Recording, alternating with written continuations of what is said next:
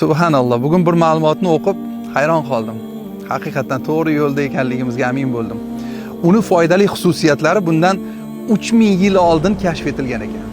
Va u avloddan avlodga o'tib kelyapti. Hattoki qadimgi Misrda ham undan foydalanilgan. Bunga isbot Tutanhamonning qabridan uni urug'laridan olingan moy topilgan. Bu o'zimizni qora sedana. Qarang azizlar. Bir oyatni o'qib beraman, diqqat bilan eshiting. Xuddi biz haqimizda aytilganga o'xshaydi-da. Alloh taolo aytadi: "Ey iymon keltirganlar, kasb qilgan narsalaringizning pokizalaridan va biz sizlarga yerdan chiqarib bergan narsalardan nafaqa qilinglar. Nafaqa qilganingizda uning nopokini ko'zlamang, holbuki uni o'zingiz ham undan ko'z yummay turib oluvchi emassiz va bilingki, albatta Alloh behojatdir, o'ta maqtalgandir." Baqara surasi 267-oyat. Subhanalloh. Qarang azizlar. Ajr qora sedana mana Alloh taolo yerdan chiqarib bergan. Shu oyatda kelyapti. Biz sizlarga yerdan chiqarib berganlarimizni pokizalaridan, bu pokizasini eng pokizasi, halol, sunnatga muvofiq. Payg'ambarimiz alayhisalom maqtaganlari mana shu.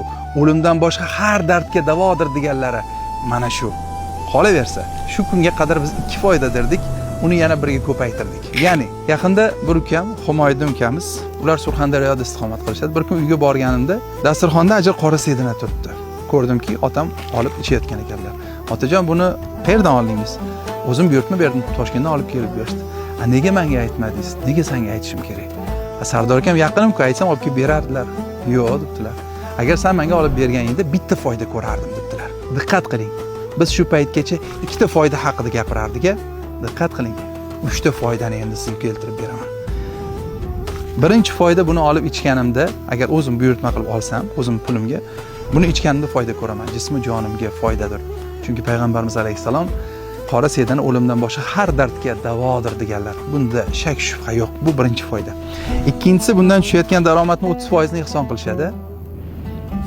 Ya'niki men nomidan yetimlarga, miskinlarga, qiynalganlarga oziq-ovqatlar, kiyim-kechaklar, yaxshiliklar, ehsonlarim kirib boryapti. Bu ikkinchi foyda. Va uchinchi foyda, subhanalloh, payg'ambarimiz alayhisalom aytganlar: "Kasallaringizni sadaqa bilan davolanglar." Ya'niki sadaqa qilib, yana kasallarimni davolayapman. Mana bu uchinchi foyda. Bugun Abdulloh ukam bilan, bir yaqin qadrdon ukam bilan suhbatda bo'lib qoldim.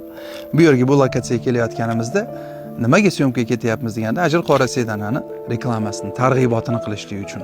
Va aytdimga savol berdim. Ajr qora sedanadan ancha yillardan beri ichib yuradi Abdulloh. Aytdimki, agar sizga shunaqa imkoniyat berilganda, siz shu kamera orqali odamlarga ajr qora sedanani tavsiya qilarmidingiz dedim. Va nima uchun tavsiya qilish kerak dedim. U aytdiki, men bir gapni aytaman dedi.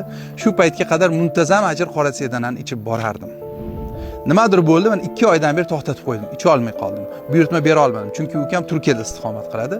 Yoshligimda allergiyam bor edi. Gullarga, hidlarga, bahorda qo'zg'iydi. Juda ko'pchilikda allergiya bor.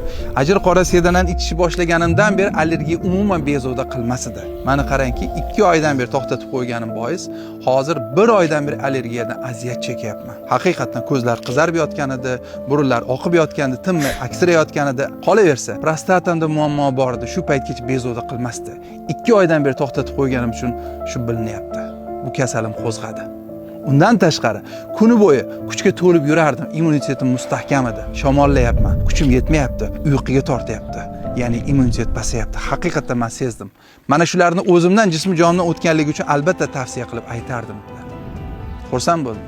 Xursand bo'ldim. Bizni mana shunday iqrorlar ruhlantiradi azizlar. Chunki qilayotgan bu ishlarimiz xayriyatini, yaxshiligini, foydasini ko'rayotganimizdan darak bu. Biz nima uchun qayta bu tijoratlarni dalolat qilamiz, targ'ibotini qilamiz? Chunki hali maqsadimizga yetganimiz yo'q azizlar. Biz buni boyib ketish uchun, pul topish uchun, aysh-ishrat uchun, maishat uchun qilayotganimiz yo'q. Shuni tushunib yeting. Qilayotgan xayrli ishlarimizni ko'rib turibsiz azizlar. Xalqimiz uchun, millatimiz uchun dastak bo'lish maqsadida bu tijoratlarni yo'lga qo'yganmiz. Hadab efirga chiqib odamlardan pul so'ramaslik uchun ehsonlarimizni o'zimiz, xayrli ishlarimizni o'zimiz qilayotgan tijoratlardan bunyod etaylik deya mana bu tijoratlarni yo'lga qo'yganmiz. Hoziroq quyidagi ekranda ko'rib turgan raqamlaringizga qo'ng'iroq qiling. Buyurtma bering. Agar ichmayotgan bo'lsangiz, buni odat tusiga kiriting azizlar. Bu yil 12 oy har kuni iste'mol qilishga tavsiya etiladi. Bezarar, halol, koni foyda. Qolaversa bu o'zimizniki o'zimiz qo'llab-quvvatlashni o'rganaylik.